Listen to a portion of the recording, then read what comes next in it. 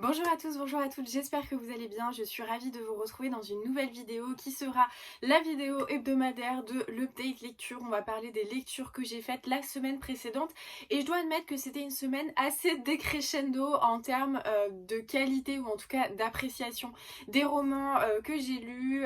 J'ai eu, alors j'irai pas jusqu'à dire un petit coup de cœur, mais il y a vraiment un roman que j'ai adoré en début de semaine qui est un roman sur un personnage historique hyper intéressant. Ensuite un roman sur un drame, notamment sur le viol, et ensuite c'était un peu la déconfiture. J'ai lu un roman qui m'a pas du tout plu et un manga qui m'a pas du tout plu non plus, donc bon, on va en parler, on commence tout de suite, sinon ça va durer 300 000 années. J'ai commencé la semaine avec une épreuve non corrigée de chez Charleston qui sortira le 9 juin 2021 et c'est From Jackie with Love de Hermine Simon aux éditions, ou Hermine Simon d'ailleurs, je sais pas du tout si c'est une française ou pas. Ça sort du coup le 9 juin 2021 et c'était hyper chouette. C'est un roman qui parle de la vie de Jackie Kennedy, mais qui parle de la vie de Jackie Kennedy comme si c'était elle qui nous la racontait, et j'ai adoré vraiment ce roman. J'en parlerai encore une fois à la sortie parce que bah là voilà, c'est pas tout de suite. Cela étant, je vous invite à le précommander si vous aimez les romans historiques, si vous aimez enfin les romans historiques, les personnages historiques, les biographies, si vous aimez bah voilà les femmes assez puissantes comme ça. Moi j'ai adoré vraiment ce roman. J'ai eu l'impression de lire le journal intime de Jackie Kennedy. Alors après, je ne suis pas aussi calée sur Jackie Kennedy que je peux l'être sur d'autres personnages historiques qui m'intéressent, donc je ne sais pas si c'est extrêmement fidèle à sa pensée. En tout cas, pour moi, ce roman, il respirait la sincérité et l'authenticité. J'ai pas du tout eu un sentiment de plasticité dans l'histoire, dans l'émotion. J'ai trouvé que c'était vraiment très fluide, très inspirant, et j'ai adoré lire en fait la vie de Jackie Kennedy qui ne commence pas à son mariage avec John. Donc on voit les débuts, on voit le façonnage de sa personnalité, de ses traits féministes en fait qui veulent s'insurger de certaines choses, de ses choix pour ses études. C'était une personne qui était mais éminemment cultivée, qui connaissait plein de choses, qui a notamment beaucoup aidé John pour la rédaction de ses discours, parce que c'est elle qui venait étayer, enrichir avec des citations. Elle avait une culture littéraire incroyable, elle avait beaucoup de relations et de connaissances dans les milieux artistiques et littéraires. Elle a été journaliste, enfin elle a fait vraiment plein de choses, et c'est une dame qu'on avait envie juste d'écouter. Alors évidemment on suit son mariage avec John, mais alors au début je dois admettre que c'est un point qui m'a un peu perturbée, parce que je savais. Encore une fois, je suis un petit peu ignorante là-dessus parce que j'ai pas lu beaucoup de choses, ni vu beaucoup de documentaires ou quoi sur les Kennedy, mais je savais que John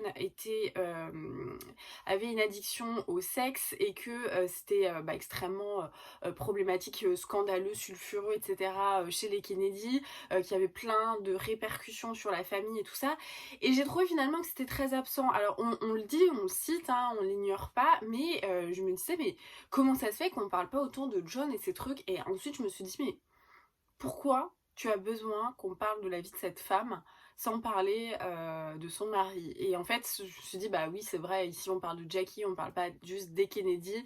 Et du coup j'ai eu vraiment un regain de confiance en l'autrice, où je me suis dit ouais franchement c'est cool, la voix qu'elle prend c'est cool, parce que Jackie c'était pas seulement la femme de John, et ça j'ai trouvé que c'était hyper intéressant.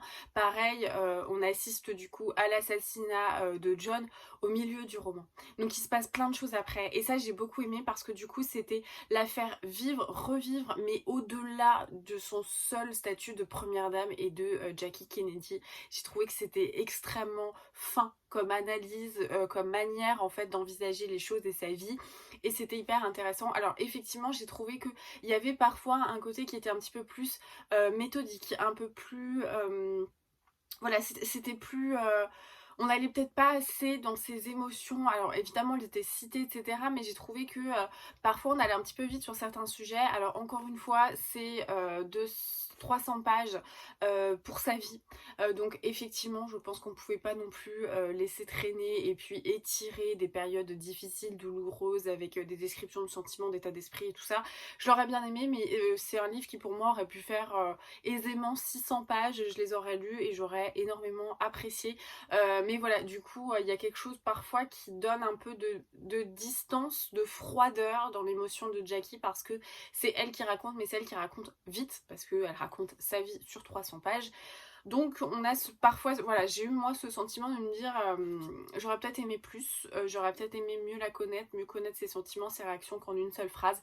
Cela étant, j'ai beaucoup aimé cette histoire qui m'a appris plein de choses sur Jackie, notamment sur le avant et le après John.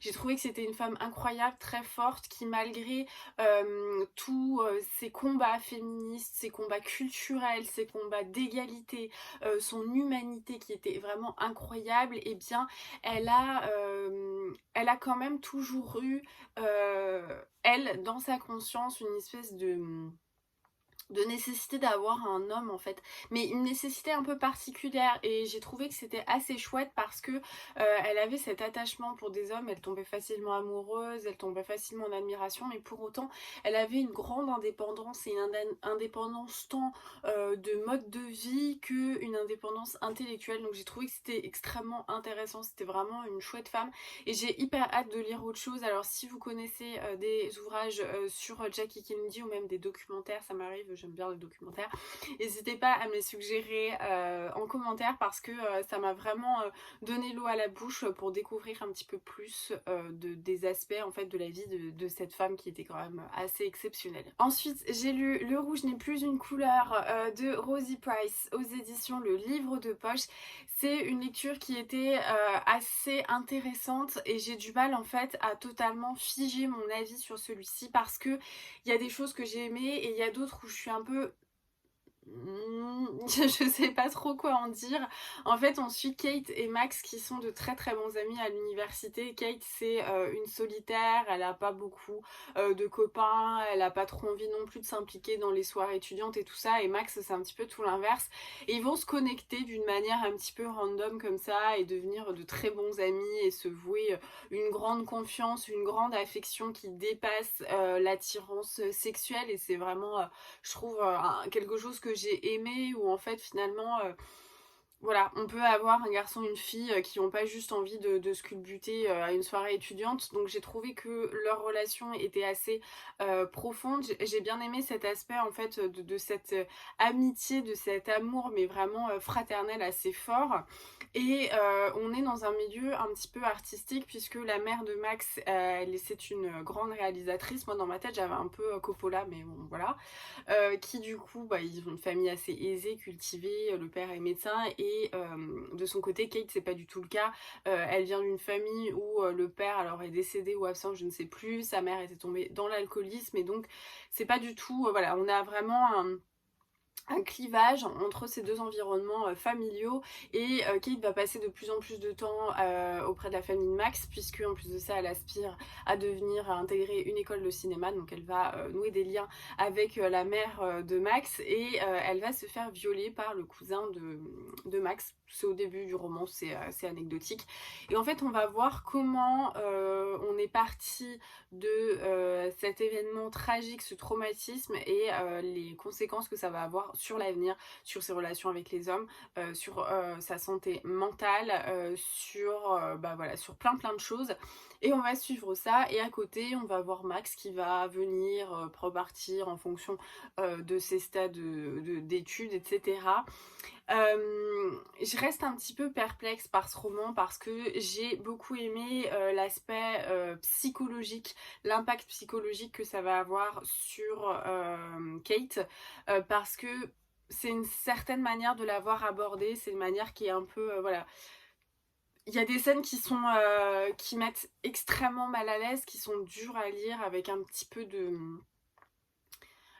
comportement un peu autodestructeur, donc c'est assez pénible à lire, vraiment il faut je pense le prendre en compte, mais j'ai beaucoup aimé ce traitement là, parce que je trouve que on est vraiment allé au bout de ce que peut donner un trauma comme ça, et c'était assez intéressant de le voir. Outre en fait l'alcoolisme qu'on peut suivre, c'était bah voilà, on a abordé les choses d'une manière différente, en tout cas que j'avais pas lu depuis un petit moment. Par contre, il y a des choses où j'ai l'impression en fait qu'on n'est pas allé au bout.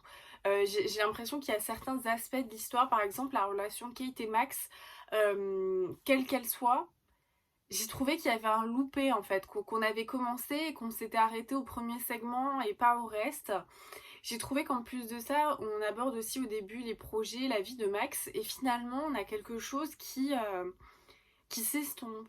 Et j'ai l'impression qu'on en parle plus trop après. Enfin, je sais pas comment dire. J'ai trouvé qu'il y a des aspects qui étaient vraiment extrêmement bien parce qu'il y a beaucoup, je trouve, de métaphores, il y a beaucoup d'effets miroirs entre certains personnages et c'est assez intéressant, assez riche aussi. Mais il y a d'autres choses qui sont un peu laissées pour compte, qui sont laissées dans un coin comme ça, on les amorce, mais j'ai eu un sentiment que sur certains points, vraiment pas sur toute l'histoire, mais que sur certains points, il y avait des choses qui n'avaient pas du tout été abouties. Et du coup, bah, j'ai un sentiment à la fois de réussite, parce que j'ai trouvé que la manière dont avait été traité le viol, elle était très intéressante, et à la fois d'insuffisance sur d'autres points. Donc ouais, c'est vraiment pour le coup en demi-teinte, mais c'est un roman qui était intéressant, j'ai bien aimé. Et puis il y a beaucoup de cynisme, il y a beaucoup d'ironie, c'est assez humour noir en plus sur certains points. Enfin, je sais que par exemple Kate, elle a un humour qui me fait mourir de rire. Alors moi je sais que j'adore faire des jeux de mots, mais des jeux de mots hyper nuls et des contractions entre les mots, c'est vraiment un truc, c'est ma passion, j'en fais tout le temps avec Marion, elle est vraiment hyper patiente avec moi. Et là, par exemple, Kate, c'était le genre, elle parle d'un oncle qui est un alcoolique, elle va le dire, c'est le poivre-oncle. Moi, j'étais mort de rire, je me dis, putain, c'est vraiment super drôle, quoi, j'adore ce genre d'humour. Et du coup, voilà, elle a un peu cet humour-là, un peu nul. Même entre Max et Kate, en fait, ils sont hyper cyniques, ils ont un humour hyper absurde que eux seuls sont aptes à comprendre. Et c'est hyper... Enfin, moi, j'ai trouvé que c'est hyper drôle. Mais ça, en fait, je trouve que c'est vraiment sur le début.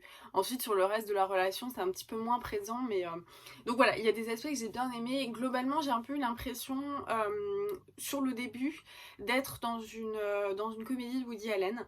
Donc ça j'ai bien aimé, mais sur la fin c'est vrai que je trouvais que ça partait un peu dans tous les sens, enfin voilà, il m'a manqué quelque chose ou je pourrais pas te dire exactement, pointer du doigt ce que c'était, mais ça aurait mérité, ouais, je sais même pas ce que ça aurait mérité honnêtement, j'ai pas la prétention de pouvoir donner des conseils littéraires, mais en tout cas j'ai ce sentiment que certains points auraient pu être un peu plus développés ou en tout cas être terminés, voilà. Mais c'était quand même un bon roman, c'est un roman je pense alors je dirais pas qu'il est à lire, mais en tout cas si vous êtes intéressé par le viol, ses conséquences, par des aspects psychologiques assez importants dans l'histoire, je pense que c'est un roman qui pourrait vous plaire. Dans le cadre du Club Fleuve organisé par Maïté du compte Instagram Mademoiselle Lee, j'ai lu le dernier Karen Ponte, donc La lumière était si parfaite. Comme je vous l'avais dit en vlog, moi Karen Ponte ça ne m'a jamais tenté, d'une part parce que les titres ne m'attirent pas du tout, parce que les couvertures ne m'attirent pas du tout. À chaque fois je trouve les couvertures elles sont absolument affreuses, vraiment c'est pas du tout ma sensibilité artistique visuelle, donc c'est des trucs que je fuis clairement. Moi je suis pas vraiment une accro des couvertures, j'aime bien les beaux ouvrages, j'aime bien quand il y a un beau travail éditorial, mais je rappelle quand même que je suis la nana qui trouve que les plus beaux livres sur les maisons d'édition, c'est les NRF qui sont blancs avec juste un titre noir. Donc c'est pour vous dire à quel point j'accorde pas beaucoup d'importance aux couvertures, même si j'aime bien voilà, les beaux travails éditoriaux comme chez De Sexus, comme tout ça. Mais vraiment c'est en fait un livre, les titres cumulés avec les couvertures, ça me dit fuis, c'est pas du tout ton genre de roman. Et en fait mon intuition, comme pour le Sophie Talmen la semaine dernière, a été bah voilà, a été satisfaite. Enfin vraiment j'avais raison de penser ça parce que je n'ai pas du tout aimé le roman de Karen Ponte. Cela étant, je comprends pourquoi elle a du succès et pourquoi certaines personnes peuvent apprécier ses livres. Dans ce roman, on suit Meg en fait qui est une mère au foyer qui semble un peu dans la tempête domestique du j'en ai marre d'être une mère au foyer parce que toutes les tâches me sont dues parce qu'on considère que c'est à moi d'aller chercher le pain, à moi d'aller chercher la chemise au pressing, moi de faire le ménage, moi de faire à manger, etc. etc. Et donc elle est un peu énervée par rapport à tout ça. Elle a vécu en plus le décès de sa mère il y a quelques temps, 10 ans après le décès de son père, donc elle se retrouve orpheline, c'est un peu dur à digérer. Elle s'entend plus avec son ado et puis bah voilà, quand son mari rentre, il a plein de choses à lui raconter du boulot et puis elle a rien à raconter, donc en fait elle se mure un peu là-dedans et un beau jour, en vidant la maison de sa mère, elle tombe sur une pellicule non développée et quand elle l'a fait développer, elle trouve des photos de sa mère qui embrasse un homme qui n'était pas son père alors que son père est encore vivant. Donc elle se pose des questions et tout ça va l'emmener en voyage en Bulgarie avec son ado qui fait la gueule et sa voisine qui est hyper fantasque et tout ça. Je peux comprendre ce qui peut plaire dans cette histoire, c'est qu'à mon avis ça fait écho à pas mal de choses. Ça fait écho à des femmes qui sont effectivement mères au foyer, qui peuvent avoir cette lassitude, qui peuvent comprendre ce que c'est les drames avec, enfin les drames, l'espèce d'incompréhension qui se cristallise avec les adolescents et les adolescentes. Il y avait un peu un petit secret donc avec ce truc là de la mère, et il y a un côté sans doute un peu feel good positif dans cette histoire. Moi, il y a plein de choses qui m'ont pas plu. Déjà, j'ai pas aimé l'écriture. J'ai trouvé que c'était un peu plat, à mon sens. Je pense que quand vous avez un secret de famille, un drame un peu, enfin un drame, une espèce de prise de conscience conjugale domestique, un voyage pour aller sur les traces de machin, une dispute adolescente et tout, bah encore une fois 250 pages, je trouve ça extrêmement léger en fait pour pouvoir aller au bout des choses. Encore une fois, je comprends que ça puisse plaire, c'est un livre qui se lit rapidement, les choses se résolvent hyper vite et tout ça. Moi, c'est pas ce que j'aime pas la littérature un peu fast comme ça, j'aime bien quand les choses sont un peu plus poussées, donc déjà ça m'a pas trop plu. J'ai pas trop aimé la plume parce que j'ai trouvé qu'elle avait rien de particulier, voilà, voilà, c'est pas quelque chose qui m'a plu et j'ai trouvé que c'était plat et c'est pas le genre de roman qui, moi, me plaît, mais je comprends que ça puisse plaire de toute manière. Moi je suis quelqu'un par exemple qui aime pas du tout les trucs feel good, tous les best-sellers, vraiment je pense que les gens les ont aimés parce qu'il y en a vraiment énormément qui ont été vendus, les trucs de ta deuxième vie commence quand tu comprends que tu n'en as qu'une, enfin tout ce genre de trucs qui se vendent à des centaines de milliers d'exemplaires, moi j'aime pas, donc je suis peut-être pas la meilleure référente pour ce type de roman, mais c'est vrai que moi j'ai été déçue par Karen Pond. Ouais, c'est pareil, il y avait plein de références un peu culture pop à des émissions télévisées, des trucs de télé et tout ça. Moi, c'est pas mes refs, donc du coup, bah, je comprenais pas trop les blagues, parce que les trucs de la télé, c'est vrai que ça me... Enfin, j'ai pas la télé, donc voilà, j'ai pas cette sensibilité à rigoler des blagues en lien avec des émissions télé. Voilà, pour moi, c'est un peu plat. C'est ce que je dirais, mais je peux comprendre que ça puisse plaire si on veut une lecture qui est pas prise de tête, qui essaye d'avoir voilà, des bons sentiments, mais c'est pas ce qui me plaît dans la recherche relationnelle, d'émotions, d'intrigue, tout ça, c'est pas ce qui me plaît. Voilà. Cela étant, je comprends que ça puisse plaire, je comprends que ça puisse intéresser, mais voilà, j'en dirai pas plus, mais en tout cas, encore une fois, il y a des trucs où j'ai des avis comme ça, des a priori, notamment Sophie Talmen, notamment Karen Pont, bah finalement j'ai pas tort parce que à chaque fois ça se confirme. Donc voilà, Karen Pont et moi, je pense que ça va être le seul que je vais lire, à part si ça arrive un jour dans une lecture, je sais pas si je suis dans un club ou autre, mais voilà, ce sera pas, enfin je reste sur mon a priori qui n'en est plus un, comme pour le Sophie Talmen. Enfin, la dernière déception de la semaine, c'est un manga et c'est Mashle, je sais pas, de Hajime Komoto aux éditions Kazé. Je sais pas si vous vous souvenez, j'avais reçu un super colis de chez Kazé où il fallait détruire le colis comme ça. Alors moi j'avais mon attel donc je pouvais pas, où il y avait plein de trucs en rapport avec le muscle et tout. Et ça faisait un petit moment que j'avais envie de le lire parce que j'étais curieuse et que il y avait un truc qui ressemblait quand même pas mal à Poudlard sur le côté et je l'ai lu du coup cette semaine. Et ça l'a pas fait du tout. Alors c'est un shonen, de ce que m'a dit mon amie Estelle, parce que moi je suis super nulle pour ces trucs là, et moi j'ai pas du tout aimé parce que on est dans une parodie de Harry Potter. On est dans un univers en fait où les magiciens, enfin ceux qui pratiquent la magie ont une marque. Alors ça ressemble un peu je trouve à la truc d'Harry Potter, sauf que ça traverse la joue et puis que c'est pas sur le front. Et ceux qui en fait naissent sans marque, je crois qu'ils sont éradiqués, enfin en tout cas c'est pas un peu les parias de la société. Et Mash il vit avec son père, un peu retiré de la ville et tout ça, il se cache, et pour compenser en fait son absence de traces magiques, et bien son père lui fait un entraînement de muscu. Et donc on a cet ado qui est hyper musclé, qui pense qu'à se gaver de choux à la crème, et c'est extrêmement caricatural, mais c'est voulu, enfin ça se voit que c'est voulu.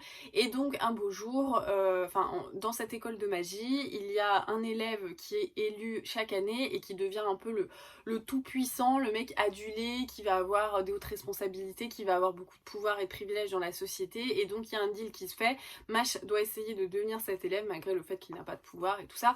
Et donc il arrive dans l'école où c'est clairement une grosse parodie et caricature de Poudlard. Vous avez les mêmes profs, vous avez l'équivalent Dumbledore, vous avez l'équivalent Drago Malfoy, vous avez tout ça. Et en fait, c'est...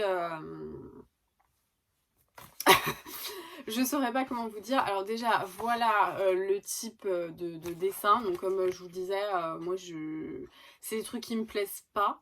C'est exactement ce qui me plaît pas en fait, à vrai dire, dans le manga et qui m'a toujours éloignée du manga. Ces trucs hyper saturés en éléments, machin. Vous avez en plus beaucoup de... Les visages, en fait, les expressions qui sont extrêmement, comment dire, exagérées. Je vais essayer de vous trouver quand même le truc pour que vous vous rendiez compte, mais... voilà, le petit équivalent à McGonagall qui est là. En fait, il y a plein de bagarres, parce que forcément, c'est un peu des trucs avec du muscle, mais... ouais, j'ai pas aimé, enfin voilà, là, voilà. C'est vraiment pas des trucs qui me plaisent en fait. Déjà au niveau des planches, voilà, je trouve que moi c'est pas des trucs, espèce de trucs hyper dynamiques, violents, avec plein de caractères, avec plein de mouvements, de tout qui part de partout. J'aime pas ça. Et j'ai trouvé que l'histoire, elle était, voilà, j'ai pas eu envie de continuer. En fait, il va pareil avoir des épreuves de qualification. Il assiste au cours, mais forcément il assiste au cours avec des résultats qui sont certes là, mais qui sont pas du tout liés à la magie. Donc il y a des trucs un peu what the fuck. Voilà, j'ai pas aimé, c'est pas du tout ma sensibilité, donc voilà, un peu déçue, mais voilà, ça fera une série à ne pas continuer, donc c'est pas très très grave. Voilà, c'est tout pour cette update de lecture. J'espère que la petite sélection vous aura plu, que ça vous aura donné envie de précommander From Jackie With Love, ou de vous intéresser à Le Rouge n'est plus une couleur, ou de donner votre chance à votre tour à Carmen Ponte ou à ce manga un petit peu particulier. Les goûts et les couleurs, franchement, ça change tout le temps. Il y a des gens qui adorent Carmen Ponte, il y a des gens qui détestent, je sais pas, les classiques Big BD, enfin bon bref. N'hésitez pas à vous faire votre avis, parce que voilà, je sais que Carmen Ponte, elle plaît énormément, hein, parce que c'est léger, c'est feel good et tout ça. Moi, c'est pas ce que je recherche dans la littérature, c'est pas ce qui me plaît, mais encore une fois, c'est pas ce qui me plaît à l'instant T. Peut-être que dans 10 ans, je vous dirai, je viens de trouver sur le Bon Coin la collection complète de Carmen Ponte et je suis trop contente. On sait pas, hein, je veux dire, on a tous un avis, on a tous un avis qui évolue, donc n'hésitez pas, même s'il y a des fois il y a des titres où j'ai des avis assez négatifs, n'hésitez pas à vous faire votre propre avis. Je pense que c'est hyper important, c'est d'ailleurs la chose la plus importante qu'on a dans ce bas monde, c'est de pouvoir avoir un avis et de se faire un avis aussi sur les choses et de ne pas avoir une pensée unique. Donc n'hésitez pas à me dire quels sont les titres qui vous ont le plus intrigué, et comme toujours, merci d'avoir suivi cette vidéo, merci beaucoup à celles qui continuent à partager sur les réseaux sociaux. C'est vrai qu'en ce moment je suis pas beaucoup là, j'ai pas beaucoup de temps, mais vous êtes quand même nombreuses, voilà, il y a toute une communauté hyper active qui continue de partager, parce que ça m'aide beaucoup, parce que des fois vous êtes même là à partager alors que moi j'ai pas eu le temps le matin de partager, de dire la vidéo est en ligne et vous le faites à ma place. Et enfin, j'ai tellement de chance de vous avoir, donc à chaque fois ça me touche, ça m'émeut beaucoup, donc merci à celles qui le font tout le temps. Je pense à Noémie qui le fait énormément, je pense à Marie qui le fait tout le temps, ma copine Cécilia aussi qui pense toujours à le faire. Enfin, vous êtes trop génial, et vous... Ouais, en fait, je suis vraiment en dessous de tout en ce moment. J'ai du mal à toucher terre. J'ai pas de temps, je rentre hyper tard. Je fais des semaines de 50-60 heures. C'est hyper compliqué. Et de savoir que vous êtes quand même là, que vous m'en voulez pas de pas avoir... voilà, d'avoir de moins en moins de temps en ce moment. Ça me touche énormément. Donc merci de continuer à mettre des commentaires, à mettre des petits pouces, à vous abonner si c'est pas déjà fait, et à partager sur les réseaux sociaux. Ça me touche beaucoup et ça m'aide énormément. Et ça me motive, parce que si vous étiez pas là pour le faire, je me dirais vas-y, c'est bon, je me couche 1 heure plus tôt, et puis je travaille pas sur ma vidéo, je lis pas, je fais pas ci, je fais pas ça. Et donc ça me motive vraiment à rester constante ici. Donc merci à celles et ceux qui le font tout le temps. En attendant, je vous fais plein de bisous, je vous souhaite de très belles lectures et je vous dis à très vite.